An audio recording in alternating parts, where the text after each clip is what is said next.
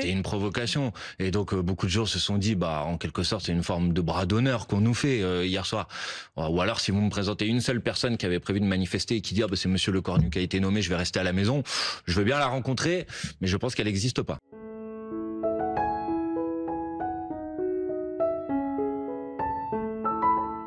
Monsieur Macron, alors que depuis un an, l'année dernière, après la dissolution de l'Assemblée nationale, il a perdu les élections législatives, il a nommé Monsieur Barnier, qui a été renversé par l'Assemblée nationale, il a nommé Monsieur Bayrou, qui a été renversé par l'Assemblée nationale, et Monsieur Macron n'a rien trouvé de plus intelligent à faire que de renommer une personne qui a été membre de tous ces gouvernements depuis 2017. Monsieur Lecornu est la seule personne en France, au monde, qui a été membre de tous les gouvernements d'Emmanuel Macron depuis 2017. À un moment, il ne faut pas comme ça s'entêter, faire le forcené, multiplier les dénis de démocratie. Les gens ont exprimé leur rejet de la politique d'Emmanuel Macron. Et indépendamment de la personne de Monsieur Lecornu, évidemment, le nommant lui, vous donnez le signal qu'en fait, vous n'avez pas du tout l'intention d'écouter les gens. Pour vous. Évidemment, il y a eu des élections l'année dernière. Massivement, les Françaises et les Français ont dit on est en désaccord avec la politique d'Emmanuel Macron. Il a quand même décidé de ne pas tenir compte du résultat, de continuer à imposer sa politique. Ça fait maintenant à 2 reprises que l'Assemblée nationale a censuré ses gouvernements. Et il continue dans la même direction. Donc je trouve qu'il y a évidemment quelque chose de totalement inacceptable, de totalement méprisant, d'une violence en vérité démocratique qui est insupportable. Avez-vous quelques moyens que ce soit Évidemment.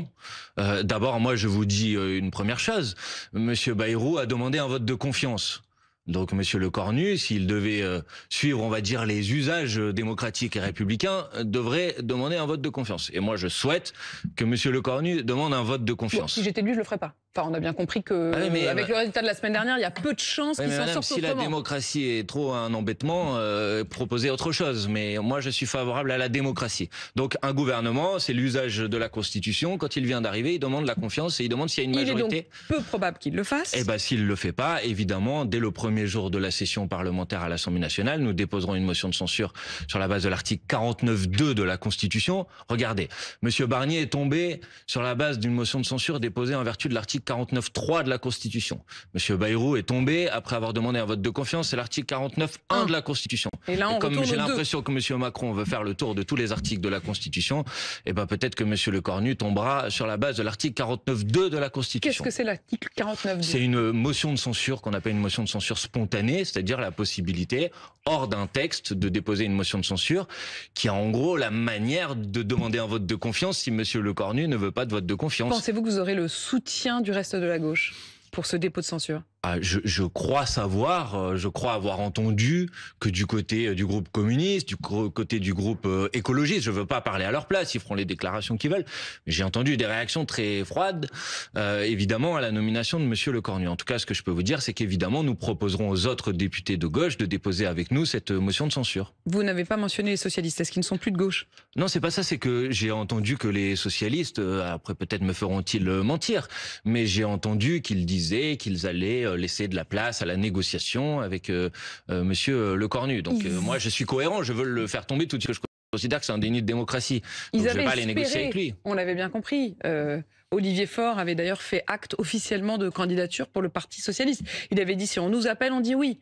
Oui, je sais. Je trouve qu'il a d'un certain point de vue une responsabilité dans la nomination de Monsieur Lecornu parce que il s'est avancé tout seul en disant de toute façon les insoumis je les mets de côté et il a donné l'illusion qu'il pouvait y avoir de la part de Monsieur Macron un quelconque changement de politique. Alors qu'en vérité, et c'est ce que nous disons depuis maintenant des mois et des mois, tout le monde sait qu'il n'y aura pas de changement de politique sans le départ du président de la République et sans l'organisation d'une élection présidentielle anticipée. Vous demandez donc toujours ce matin le départ d'Emmanuel Macron. Bien sûr. Alors je vais d'ailleurs vous faire une annonce sur ce sujet. Hier, nous avons déposé une motion de destitution à l'Assemblée nationale. Vous l'avez déposée hier ? On l'a déposée hier, elle était signée par plus de 80 députés.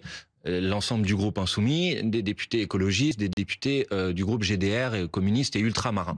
Il se trouve que depuis la nomination de Monsieur Lecornu hier soir, nous avons 2 nouveaux députés qui nous ont demandé de pouvoir déposer aussi cette motion de destitution. Donc nous allons redéposer aujourd'hui, demain, on va voir, dans les toutes prochaines heures en tout cas, on va redéposer cette motion de destitution avec de nouveaux signataires. Je pense qu'on va atteindre quasiment les 100 députés qui vont déposer cette motion de destitution. Mais ça ne suffit pas. Pour la déposer, ça suffit. Pour la déposer, oui. Ensuite, il faut pour que la destitution soit votée, ça ne suffit pas. Ah, il faut ensuite qu'elle passe un certain nombre d'étapes à l'Assemblée nationale. D'abord, il faut qu'elle passe le bureau de l'Assemblée nationale. Elle l'a passé l'année dernière.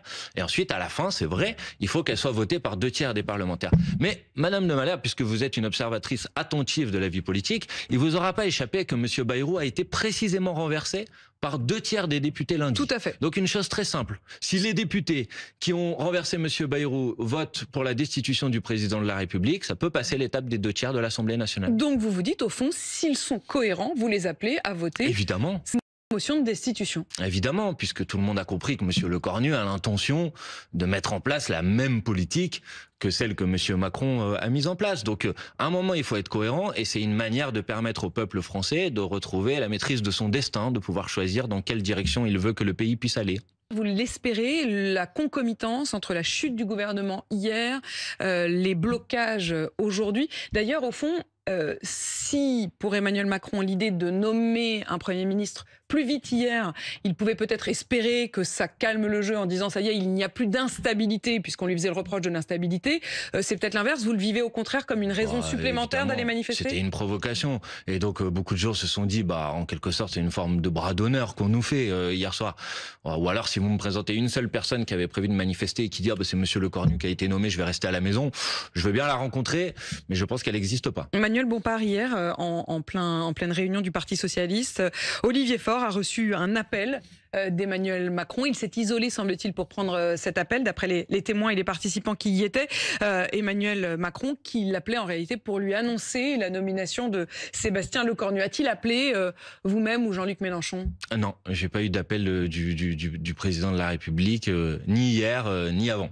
Ni hier, ni avant. Est-ce que vous auriez estimé normal qu'il vous appelle, qu'il vous informe, parce que vous êtes un des plus gros groupes à l'Assemblée? J'ai eu l'information comme tout le monde.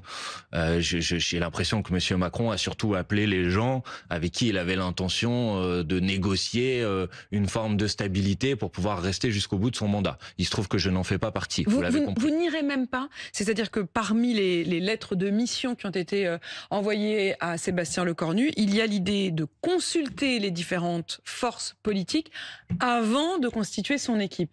Mais moi je pense qu'on a besoin dans ce moment politique assez perturbé, assez troublé, on a besoin de clarté.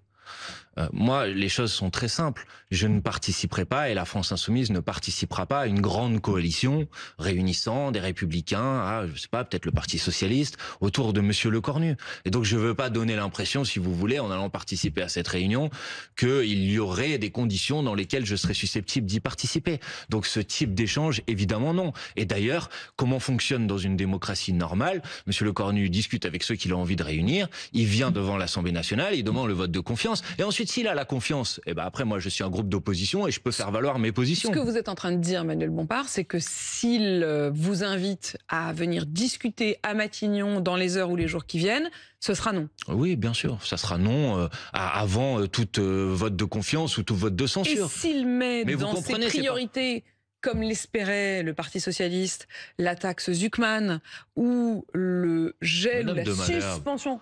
Oui, ça vous fait rigoler. Vous dites non, c'est pas que ça me fait rigoler, pardon. Vous y croyez pas? Non, je me permettrai pas de dire que vos questions sont n'importe quoi, mais lundi, on était sur un plateau ensemble, et vous me posiez aussi des questions avec des si, et si le Parti Socialiste, et je vous disais, mais franchement, ça ne tient pas la route. Parce que vous l'avez entendu, Emmanuel Bompard, et je comprends que ça vous fasse rigoler, parce qu'il se trouve que les faits vous ont donné totalement raison, on peut le dire, puisque le Parti Socialiste qui disait on est prêt, ils ont en effet été appelés. Ça me fait rigoler, ça me fait pas rigoler la situation du pays. Mais c'était pas du tout pour être nommés, en effet. Donc ce que vous voulez dire, c'est qu'ils se sont fait avoir, ou que finalement, c'était un scénario impossible. Moi, je vais d'abord vous dire, la situation du pays, elle me fait pas rigoler. Bon, ça c'est quand même. Je comprends. Et quand on voit les images, et quand on voit les blocages, et quand on voit l'inquiétude, et quand on voit. Je sais pas, on a atteint dans ce pays un record historique de pauvres, du nombre de pauvres. On est en retard sur l'urgence climatique, les émissions de gaz à effet de serre repartent à la hausse. Enfin, il y a plein de raisons pour lesquelles. Ça fait pas partie des. La dette, on peut en parler, ça dépend pourquoi faire. Non, mais ça fait partie de vos inquiétudes, non? Mais ça dépend pourquoi faire. Vous savez, il y a des bonnes dettes aussi, dettes de quand il s'agit comme les chasseurs, il y a les bons chasseurs et les mauvais chasseurs. On peut s'endetter. Mais Madame de Malherbe, non, mais là, elle est quand même profonde, la dette. Mais bon,